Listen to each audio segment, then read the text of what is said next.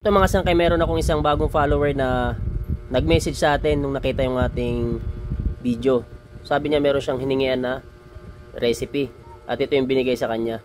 Ayun, bali sa isang kilos meron 100 grams na asukal, 50 grams na shortening, 30 grams na margarine, 20 grams na salt, 40 grams na yeast, 30 grams na buttermilk, 20 grams na improver at 15 grams na calcium propionate, 2 cups of water. So, bali, kawawa naman, halos lahat daw ng nagawa niyang tinapay ay may pait sa dulo.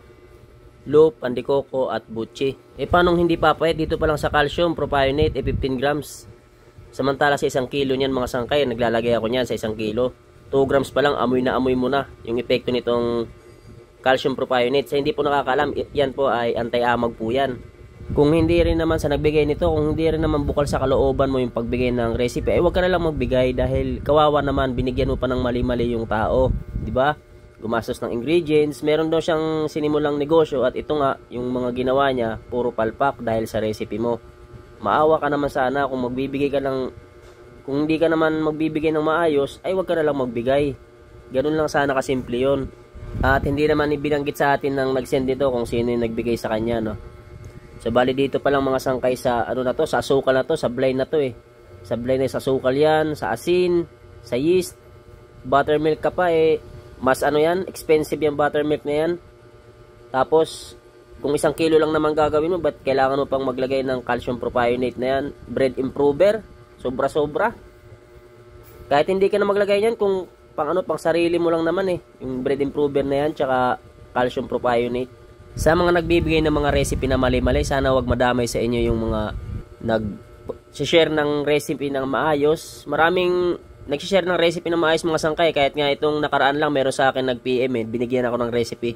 Hindi ako nang hingi talagang binigyan ako sangkay, napakabait niya.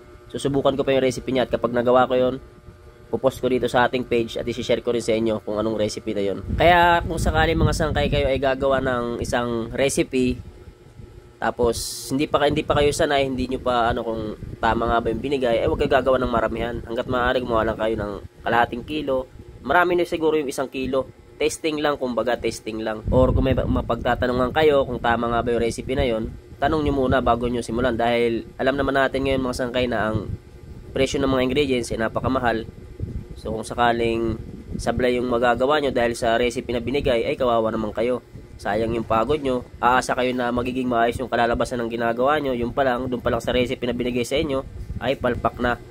Kasi kapag kahit gaano ka porsigido nyo gumawa ng tinapay, matutong gumawa ng tinapay, kung mali yung recipe na napaghingian nyo, maling tao yung napaghingian nyo, ay wala po talagang patutunguhan, walang magiging magandang resulta ang gagawin nyo. Totoo yan.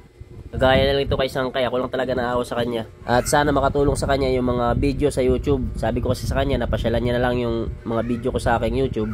Sana makatulong sa kanya yon.